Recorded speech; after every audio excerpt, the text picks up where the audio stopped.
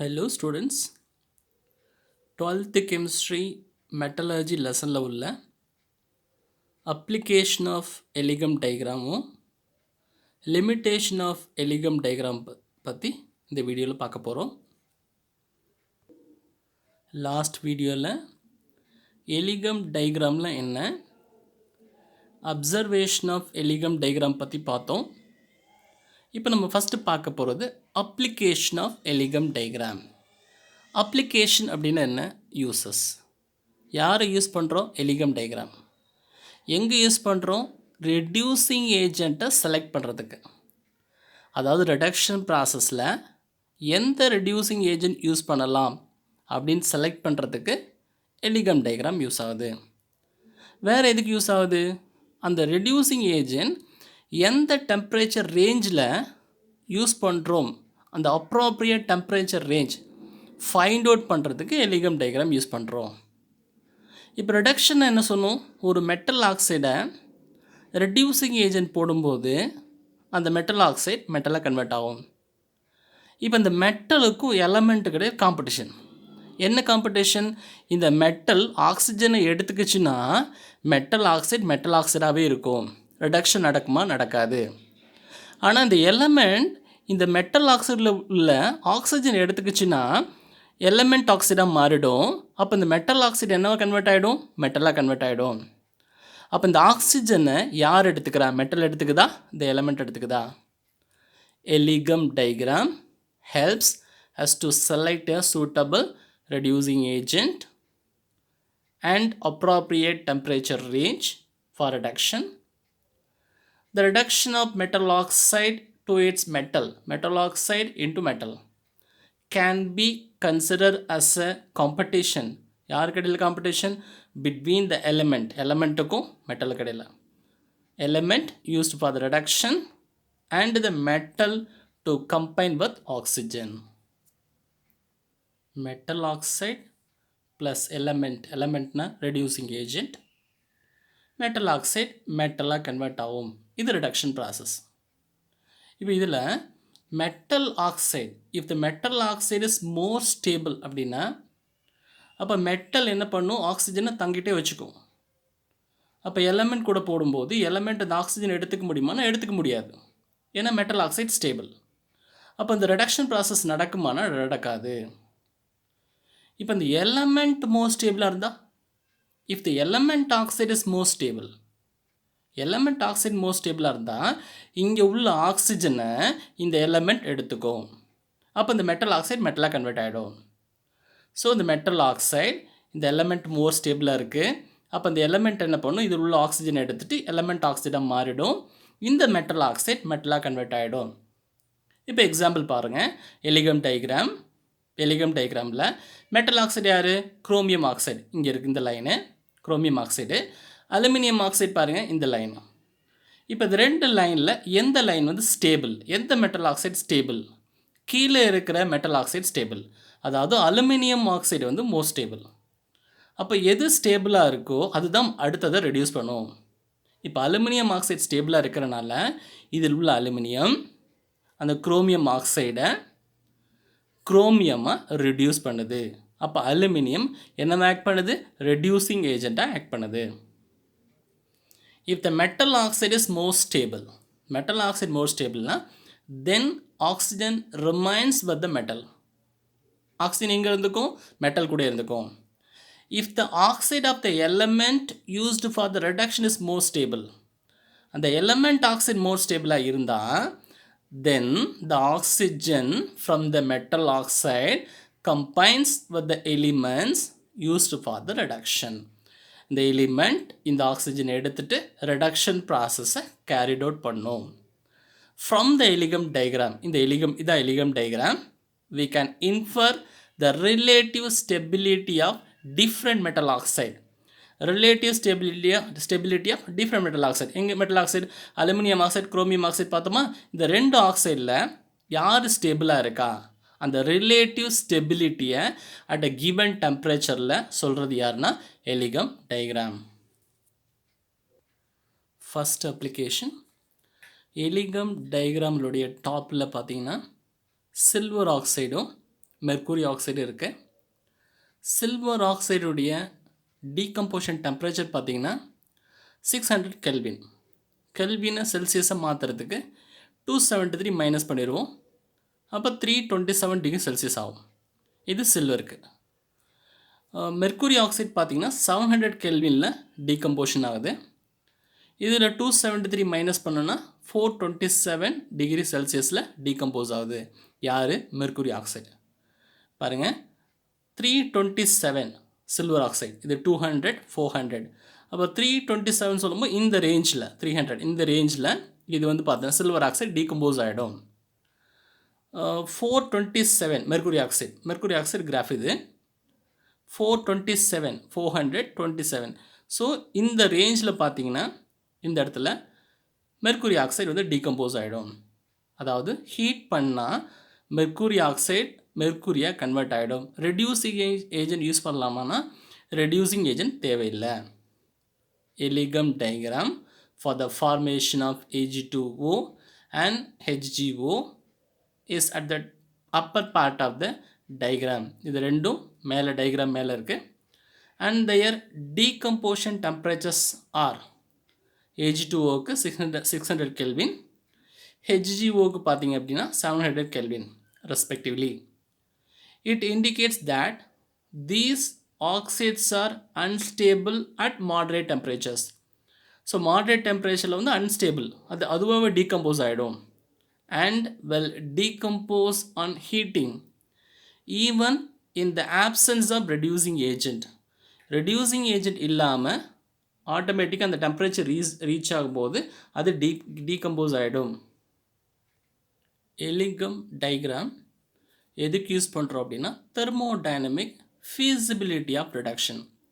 Feasibility அப்படின்னா possibility. தெர்மோடைனமிக்கில் reduction வந்து பாசிபிலிட்டி இருக்கா அப்படின்னு ஃபைண்ட் அவுட் பண்ணுறது. இப்போது நம்ம நார்மலாக தெரியும் ஒரு metal oxide of one metal, reducing agent use பண்ணுவோம் அனதர் மெட்டல். அப்படி யூஸ் பண்ணோம் அப்படின்னா இந்த மெட்டல் ஆக்சைட்லேருந்து மெட்டல் கன்வெர்ட் ஆகிடும். இப்போ இந்த எலிகம் டயக்ராம் என்ன சொல்லுதுன்னா இந்த மெட்டல் ஆக்சைடு மேலே இருக்கணும், அதை ரெடியூஸ் பண்ணக்கூடிய மெட்டல் கீழே இருக்கணும். இப்போ எக்ஸாம்பிள் பாருங்கள், குரோமியம் ஆக்சைடு பார்த்தீங்கன்னா மேலே இருக்குது இந்த குரோமியம் ஆக்சைடு. அலுமினியம் ஆக்சைடு பார்த்தீங்கன்னா இங்கே இருக்குது. அப்போ கீழே உள்ளது ஸ்டேபிள், மேலே உள்ளது அன்ஸ்டேபிள் மாதிரி. அப்போ கீழே உள்ள மெட்டல் மேலே உள்ள மெட்டலை ரெடியூஸ் பண்ணும். ஸோ குரோமியம் ஆக்சைடு மேலே இருக்குது அபோவ், அலுமினியம் ஆக்சைடு கீழே இருக்குது பிலோ. அப்போ இந்த குரோமியம் ஆக்சைடை அலுமினியம் ரெடியூஸ் பண்ணும். என்ன பண்ணும்? குரோமியம் ஆக்சைடு குரோமியம் மெட்டலாக மாறும். Ellingham diagram is used to predict thermodynamic feasibility of reduction of oxides of one metal by another metal. thermodynamic feasibility சொல்கிறது எலிகம் diagram. any metal can reduce any metal can reduce oxides of other metal. இந்த metal இதை reduce பண்ணுது. oxides of other metal that are located, இதுதான் எங்கே இருக்குது? located above it in the diagram. இதுதான் diagram மேலே இருக்குது. குரோமியம் ஆக்சைடு லைன் பார்த்தீங்கன்னா மேலே இருக்குது. குரோமியம் ஆக்சைடு அபோவ், மேலே இருந்துச்சு அப்படின்னா less stable. Aluminium oxide below, கீழே இருக்க மோர் ஸ்டேபிள். அப்போ கீழே இருக்கிற அலுமினியம் மேலே இருக்க குரோமியம் ஆக்சைடை குரோமியமாக ரெடியூஸ் பண்ணும். Aluminium can be used as a reducing agent for chromium oxide. அப்போ இந்த அலுமினியத்துக்கு கீழே பார்த்தீங்கன்னா மெக்னீஷியம் ஆக்சைடு இருக்குது, கால்சியம் ஆக்சைடு இருக்குது. அப்போது மேலே உள்ளது கீழே ரெடியூஸ் பண்ணுமானா பண்ணாது. அலுமினியம் மேலே இருக்குது, cannot be used to reduce MgO and CaO. Magnesium ஆக்சைடையும் கால்சியம் ஆக்சைடையும் ரெடியூஸ் பண்ணாது. ஃபார் எக்ஸாம்பிள் இந்த Ellingham diagram, for the formation of chromium oxide lies above that of aluminium. அலுமினியத்துக்கு மேலே குரோமியம் ஆக்சைடு இருக்குது. மீனிங் தட் இதில் நம்ம என்ன தெரிஞ்சுக்கிறோன்னா aluminium oxide is more stable, கீழே இருக்கிறது தான் more stable than chromium oxide. Hence aluminium can be used as a reducing agent for the reduction of chromium oxide. However, It cannot be used to reduce the oxides of magnesium and calcium. கால்சியத்தையும் மெக்னீஷியத்தையும் reduce பண்ணுமா aluminium? பண்ணாது. ஏன் பண்ணாது? ஏன்னா இது ரெண்டும் எங்கே இருக்குது? அலுமினியத்துக்கு கீழே இருக்குது. which occupy the lower position than aluminum oxide. The carbon line cuts across the lines of many metal oxide. இப்போ இந்த கார்பன் லைனு, இந்த கார்பன் லைன் பார்த்தீங்கன்னா நிறைய மெட்டல் ஆக்சைடை வந்து கட் பண்ணிடுச்சு. And hence it can reduce all those metal oxide at a sufficiently high temperature. அப்போ carbon வந்து மெட்டல் ஆக்சைடை ரெடியூஸ் பண்ணும் ஹை டெம்பரேச்சர். அதாவது ஹை டெம்பரேச்சர் 200 400 போயிட்டே இருப்பாருங்க. இது வரைக்குமே அந்த எல்லா மெட்டல் ஆக்சைடையுமே கார்பன் வந்து கட் பண்ணுது. Let us analyze the thermodynamically favorable condition for the reduction of iron oxide by carbon. இப்போ இந்த அயன் ஆக்சைடை எடுத்துட்டு கார்பனை ரெடியூசிங் ஏஜென்ட்டாக யூஸ் பண்ணி இப்போ தெர்மோடைனமிக் ஃபேவரபிள் கண்டிஷனை பார்க்க போகிறோம். அயன் ஆக்சைடை கார்பனை வச்சு எப்படி ரெடக்ஷன் பண்ணுறது, இதனுடைய ஃபேவரபிள் கண்டிஷன் என்ன அப்படின்னு எலிகம் டயக்ராம்லேருந்து எப்படி தெரிஞ்சுக்கிறது பாருங்கள். கார்பன் லைன் பார்த்தீங்கன்னா இங்கே இருக்குது. கார்பன் மோனாக்சைடாக ஃபார்ம் ஆகக்கூடிய லைன், அயன் ஆக்சைடாக ஃபார்ம் ஆகக்கூடிய லைன். இது ரெண்டும் எந்த இடத்துல இன்டர்செக்ட் பண்ணுது பார்த்திங்கன்னா இந்த பாயிண்ட், அதாவது 1000 கெல்வின். 1000 கெல்வின்னா நம்ம செல்சியஸாக பண்ணும்போது என்ன பண்ணுவோம்?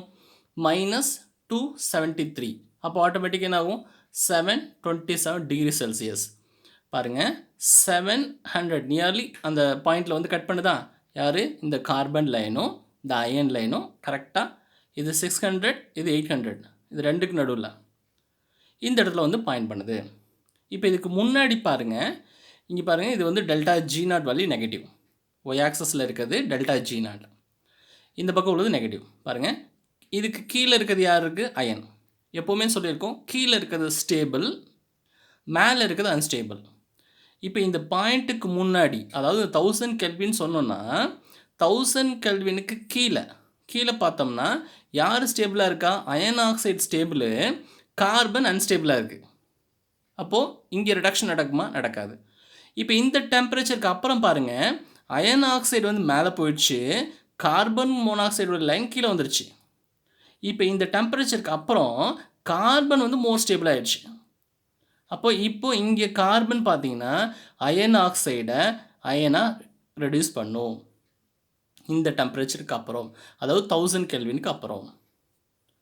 எலிகம் diagram for the formation of iron oxide and carbon monoxide intersect around 1000 Kelvin. இது ரெண்டும் 1000 கெல்வினில் இன்டர்செக்ட் பண்ணுது, அதாவது 727 degree Celsius. Below this temperature, அதாவது இதுக்கு கீழே below this temperature the carbon line lies above the iron line. கார்பன் அயனுக்கு மேலே இருக்குது, which indicates that FeO is more stable than CO. இப்போ இங்கே பார்த்தீங்க அப்படின்னா FeO is a more stable than CO ஓட. And hence at this temperature and temperature range the reduction is not thermodynamically feasible. So இந்த டெம்பரேச்சருக்கு கீழே பார்த்தீங்கன்னா reduction possible இல்லை. However above 1000 Kelvin, இந்த டெம்பரேச்சருக்கு அப்புறம் carbon line lies below the iron line. Carbon line பாருங்கள் எங்கே போயிடுச்சு? இங்கே கீழே போயிடுச்சு. அயன் லைன் மேலே இருக்குது, கார்பன் லைன் கீழே வந்துடுச்சு, below the iron line. And hence we can use coke as a reducing agent above this temperature. இந்த டெம்பரேச்சருக்கு அப்புறம் கோக், அதாவது கார்பனை ரெடியூசிங் ஏஜென்ட்டாக யாருக்கு யூஸ் பண்ணலாம்? அயன் ஆக்சைடுக்கு யூஸ் பண்ண என்ன ஆகும்? அயனாக கன்வெர்ட் ஆகிடும். The following free energy calculation also confirm that the reduction is thermodynamically favored. இப்போ வந்து நம்ம calculation பார்க்க போகிறோம். அயன் ஆக்சைடை கார்பனை வச்சு ரிடக்ஷன் பண்ணுறோம். எந்த டெம்பரேச்சர்னு பார்த்தீங்கன்னா 1500 கெல்வினில்.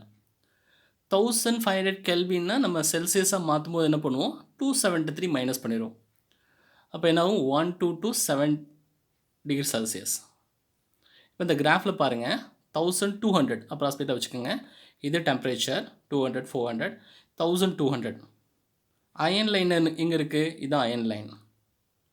கார்பன் மோனாக்சைடு லைன் இங்கே இருக்குது, இதுதான் கார்பன் மோனாக்சைடு. கரெக்டாக அந்த 1200 பாருங்கள். இப்போ அயன் எடுத்துக்கோங்க, அயன் ஆக்சைடு இங்கே இருக்குது. இதுக்கு நேராக டெல்டா G0 பார்த்தீங்க அப்படின்னா அயன் ஆக்சைடுக்கு 350 வரும், -350. நேராக இங்கே டச் ஆகு, இங்கே பார்த்தீங்கன்னா 350, அப்புறம் 400, 350 வரும். -350 கிலோஜூல் மோல் இன்வர்ஸ் யாருக்கு? அயன் ஆக்சைடுக்கு. இதே வந்து கார்பன் மோனாக்சைடு பாருங்கள், இந்த லைன் எங்கே இருக்குது? 1200 இந்த இடத்துல டச் ஆகுது.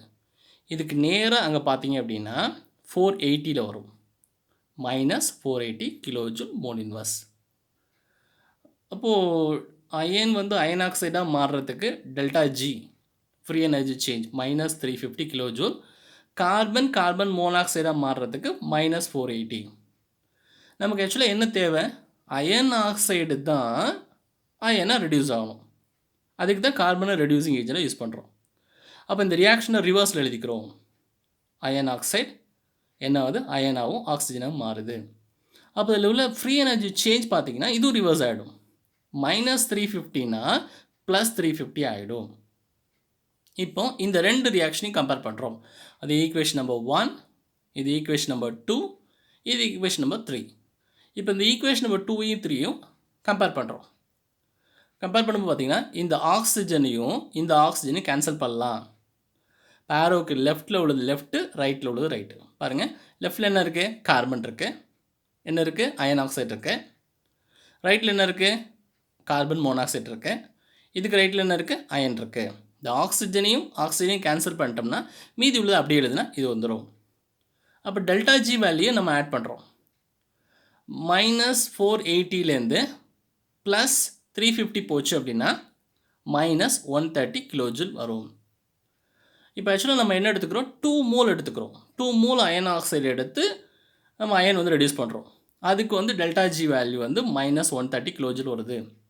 சப்போஸ் நம்ம 1 மோல் எடுத்துட்டோம்னா 1 மோல் எடுத்துக்கும் போது இதை வந்து 2ஆல் டிவைட் பண்ணிடுவோம். 2ஆல் டிவைட் பண்ணோம்னா -65 கிலோஜூல் மோல் இன்வர்ஸ் கிடைக்கும்.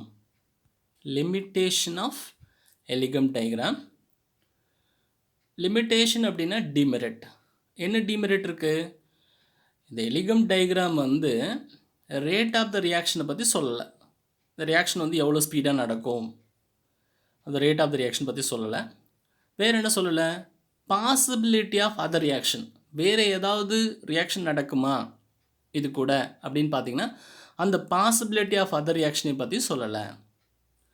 எலிகம் diagram is constructed based only on thermodynamic consideration. It gives information about the thermodynamic feasibility of a reaction. Thermodynamic feasibility சொன்னது. It does not tell anything about the rate of reaction. Rate of reaction பற்றி சொல்லலை. Moreover, it does not give any idea about the possibility of other reaction that might be taking place. The possibility of other reaction பற்றியும் சொல்லலை. அடுத்த demerit. எலிகம் என்ன சொன்னார் அப்படின்னா ஒரு ரியாக்ஷனை ஈக்லிபிரியமாக கன்சிடர் பண்ணிவிட்டு அதுலேருந்து டெல்டா G வேல்யூ கண்டுபிடிக்கணும்னு சொன்னார். அந்த ஈக்லிபிரியமாக கன்சிடர் பண்ணுறது பார்த்திங்கன்னா எப்போவுமே சரியாக வருமானா சரியாக வரலை. இது அடுத்த டிமெரிட்.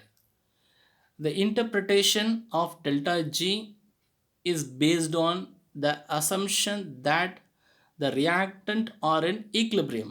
reactant வந்து equilibrium with the product கூட இருக்கும், equilibrium reaction இருக்கணும்னு சொன்னார் அவர். which is not always true. இது வந்து சரியாக வருமானா சரியாக வரலை.